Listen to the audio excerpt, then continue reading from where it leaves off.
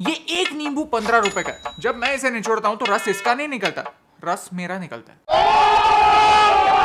This is inflation. जो चीजें हम डे टू डे लाइफ में यूज करते हैं उनके प्राइसेस बढ़ते हैं और हमारी परचेसिंग पावर कम होती है। अगर आपने नोटिस किया होगा तो इन्फ्लेशन आज घर घर पहुंच गया। कुकिंग ऑयल, शक्कर, यहाँ तक कि फल और सब्जी के प्राइसेस भी 30%, 70% या 200% तक बढ़ रहे हैं। लेकिन क्यों? और लॉन्ग टर्म में इन्फ्लेशन कंट्रोल करने के लिए हम क्या कर सकते हैं? चलिए समझते हैं। इन्फ्लेशन का डायरेक्ट रिलेशनशिप होता है फ्यूल से। अब आप कहेंगे, अरे मेरे पास गाड़ी नहीं है तो पेट्रोल 100 का हो या 200 का मुझे क्या फर्क पड़ता है? फर्क पड़ता है बॉस, क्योंकि आप तो गाड़ी नहीं चलाते, लेकिन आप जो खाना खाते हो वो मार्केट तक कैसे आता है? गाड़ी से। स्विगी या जोमेटो से खाना ऑर्डर करते हो, वो खाना कैसे डिलीवर होता है? बाइक से। फॉरेन ट्रिप प्लान करते हो तो दूसरे देश कैसे पहुंचते हो? प्लेन से। और इन सारी चीजों में फ्यूल ही तो यूज होता है, यानी पेट्रोल का खर्चा डायरेक्टली या इनडायरेक्टली मुझे ही पे करना होता है।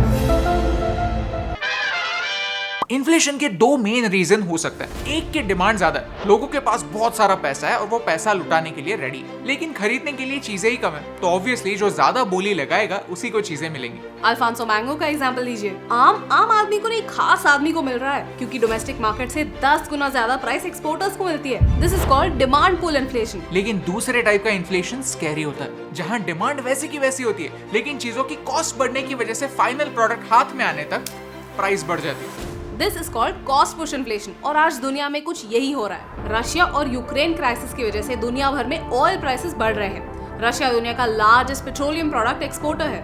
रशिया पर सैंक्शंस लगने के बाद पूरी दुनिया में ऑयल की सप्लाई चेन डिसरप्ट हो गई है। प्लस भारत दुनिया का लार्जेस्ट एडिबल ऑयल इंपोर्टर है। भारत रशिया और यूक्रेन को मिलाकर 90% सनफ्लावर ऑयल इंपोर्ट करता है, जो कई हाउसहोल्ड्स कुकिंग में इस्तेमाल करते हैं। कुकिंग ऑयल जितना महंगा होगा उतना ही आपके प्लेट में आने वाला खाना महंगा होगा।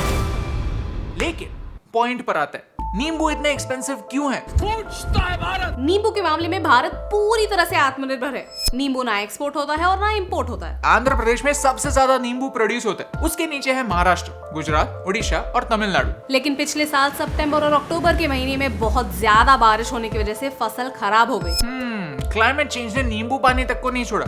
भारत इक्वेटर के नजदीक है और पानी से घिरा हुआ है, इसलिए क्लाइमेट चेंज का इम्पैक्ट भारत पर सबसे पहले होने वाला है। प्लस जिन स्टेट्स में नींबू ग्रो होता है वहां के पेट्रोल प्राइसेस का नींबू के प्राइसेस के साथ कनेक्शन है। कभी सोचा है कि अलग अलग स्टेट्स में पेट्रोल और डीजल के प्राइसेस अलग अलग क्यों होते हैं? क्योंकि सेंट्रल गवर्नमेंट और स्टेट गवर्नमेंट दोनों फ्यूल पर टैक्स लगाती है और अलग अलग स्टेट्स अलग अलग टैक्स चार्ज करती है। 7 स्टेट्स में आधे से ज्यादा प्राइस तो स्टेट टैक्सेस की वजह से है।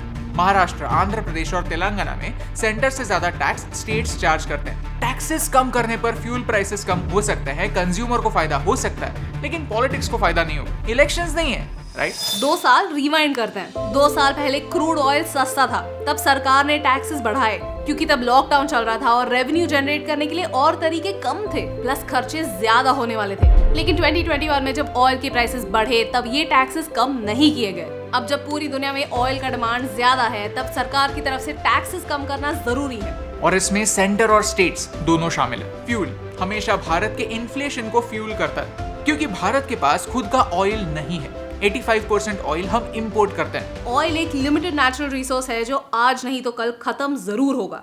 ये स्कूल की किताबों में हमने पढ़ा जरूर है, लेकिन इस पर सोल्यूशन ढूंढने का जिम्मा किसी ने नहीं लिया है। चलिए बात करते हैं। फ्यूल की वजह से खाने के प्राइसेस बढ़ते हैं, क्योंकि आज तक ट्रांसपोर्ट बाय रोड होता है। भारत का रेलवे नेटवर्क दुनिया का 4th लार्जेस्ट रेलवे नेटवर्क है, जिसमें से 75% ऑलरेडी इलेक्ट्रिफाइड है। क्यों ना रेलवेज का इस्तेमाल फूड ट्रांसपोर्ट के लिए किया जाए? किसान रेल एक अच्छा प्रोजेक्ट है जो मेन स्ट्रीम होना चाहिए। लॉन्ग टर्म सॉल्यूशंस के बारे में सोचना होगा। आपको क्या लगता है, हम ट्रांसपोर्ट का प्रॉब्लम कैसे सुलझा सकते हैं? और किसानों को क्लाइमेट चेंज से प्रोटेक्ट करने के लिए हम क्या कर सकते हैं? हमें कमेंट्स में बताइए। क्योंकि इस नींबू की तरह ऐसी बहुत सारी चीजें हैं जो हमारे लिए एसेंशियल है। इन्फ्लेशन ऐसे बड़े बड़े शब्द समझने के लिए आप और मैं इकोनॉमिस्ट नहीं है, लेकिन रोजमर्रा के बढ़ते दाम हम समझ सकते हैं, और इन्हीं को सिंपल भाषा में समझाने से मुझे फर्क पड़ता है।